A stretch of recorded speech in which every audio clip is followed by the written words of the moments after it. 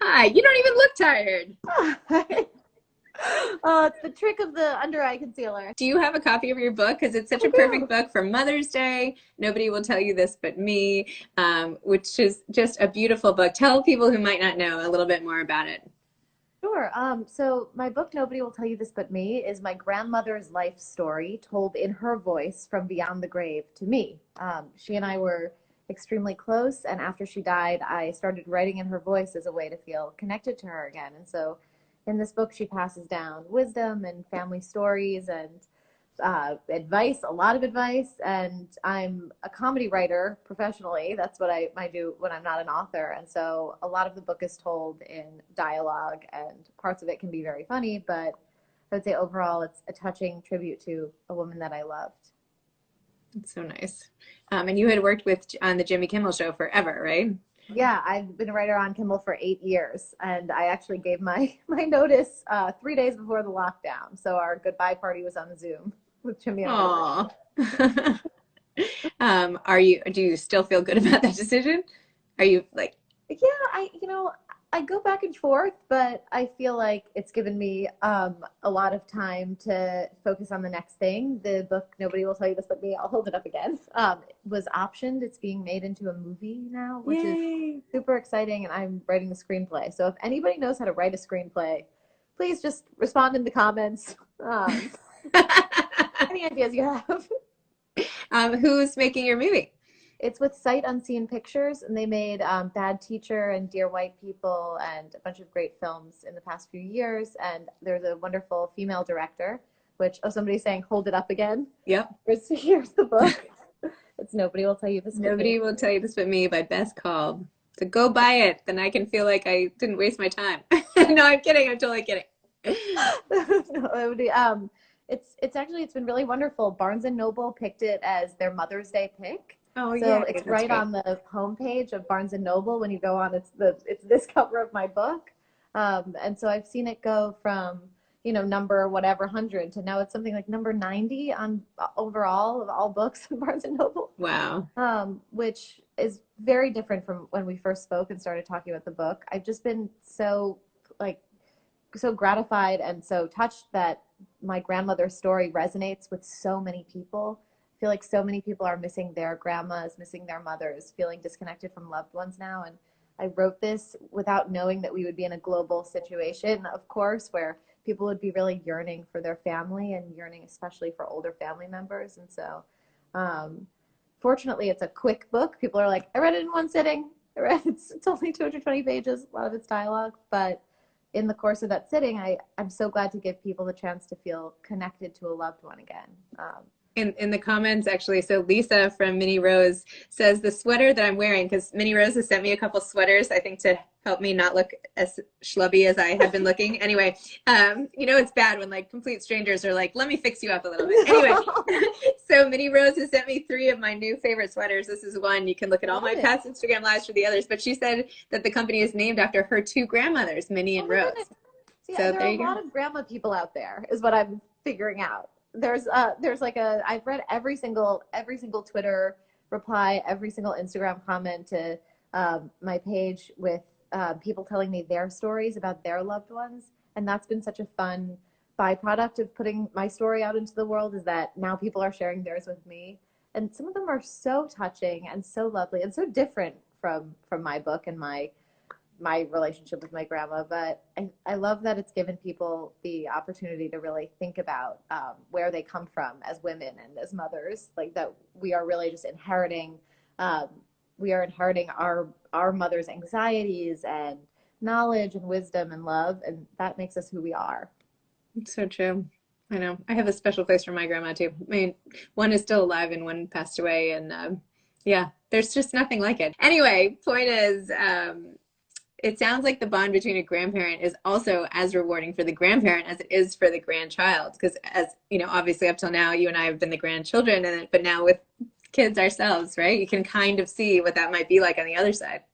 Totally. I mean, I think I'm going to be a much better grandmother than I am mother. With a grandchild, you can just sort of leave them alone and be like, okay, now it's your problem, sweetheart. I'll just come back with presents. I actually feel like I've been behaving kind of like a grandmother in the pandemic because I actually, that's kind of what I've been doing. I'm like, oh yeah, you want a gift? Okay, great. Yeah, we're going to get you another Hatchimal. You want to watch some more screens? Great. Like, chocolate for breakfast? Go for it. Yeah, they're not going to know what hit them when school's back on and the world opens up. It's like, but I was quiet for 10 minutes. Where's my marathon of TV? Yeah, exactly. Oh my gosh, it's been like crazy. Yeah, but you know, maybe it's not so bad. I'm hoping the grandmother. I mean, at least they know how much, you know, where the care comes from. But have you found that you're able to write it all during this time? Have you gotten any writing done or outlining or anything? It changes every day. I feel like everything changes every day. There are some mornings when I wake up and, you know, during my son's first nap, I am super productive because I have an assignment. I find that when somebody has given me an assignment to do for writing, I'm able to do it. But I think it's really hard for so many writers and so many creative people in any field right now to feel like, well, where does my mind want to go if I, because you don't want your mind to sort of run wild now. It's sort of focus on the immediate, do what's in front of you, bake your banana bread, make your bed. And so I think, I do think it'll be interesting to see what kind of writing and what kind of books come out of this pandemic. But for me right now, if I get 20 good minutes of writing in a day, then I reward myself with a bowl of night cereal. I love that. That's great to tie a reward to it at all. It's awesome. You know? Yeah, look how different I am from the children that we brought. There's something to it. Yeah. It's like my own grandparent. It worked. Yeah. That should be the whole next thing instead of self-care. Grandparenting yourself. Grandparenting yourself. That's so funny. God. Everybody hang up. We need to write this book, Zibby. Totally. Oh my gosh. It'd be so funny. I love it. I totally love it. How to be your own best grandparent. It's great. See on the bestsellers list. Yeah, exactly. Although I have to say my grandmother often writes me letters, like not anymore so much because she's kind of in dementia at this point, but she used to with a fair amount of regularity write me letters about how I need to watch my weight and lose weight and like focus on this, and she didn't like my boyfriend, and you know there was like no filter. There's never been a filter. I don't know about I mean, you know. I mean, that is my grandma Bobby to a T. That's definitely a big part of what was difficult about our dynamic. I think that when you live for 8 or 9 decades, you feel like you've accrued a certain amount of wisdom where you could say anything. And so she did. And I listened. She was almost always right. But I definitely grew a thicker skin because of it. Yeah. I'm not saying she was wrong. I'm sure she was totally right. I just wasn't particularly ready to hear it or do anything about it. Yeah. You know, my grandma called out all of my bad boyfriends and was absolutely right about all of them. Yeah. I changed one of their names in the book, not well enough. So I've had a couple friends be like, dude, you used his middle name. And I was like, I didn't remember his middle name. Oh my God, I love that. That's amazing. Oh my gosh. Well, too late now. Too late. Sorry. Well, I'm really excited about our new book and our new hashtag self-grandparenting, and where we end up taking that. And of course, I'm excited about what the actual work that you end up doing and seeing what's coming next for you, because I was such a fan of your book and it's just been so nice to chat with you again. So thank you, Zibby, and talk to you again. Thank you for bearing with our crazy sleep schedule here.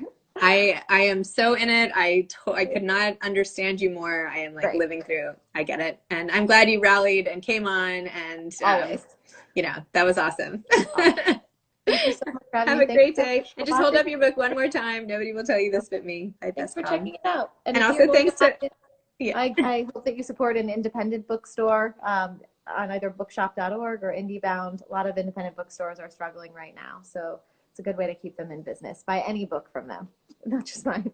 Yeah, but particularly yours. If you want. While you're there, you might as well pick it up. Yeah, as my grandmother would say, it couldn't hurt. Yeah, exactly. Thank you. Thank you, Zibby. And also thanks to Lisa for my sweater, which and Minnie Rose. So now we'll know it's named after her grandparents. Okay, thanks.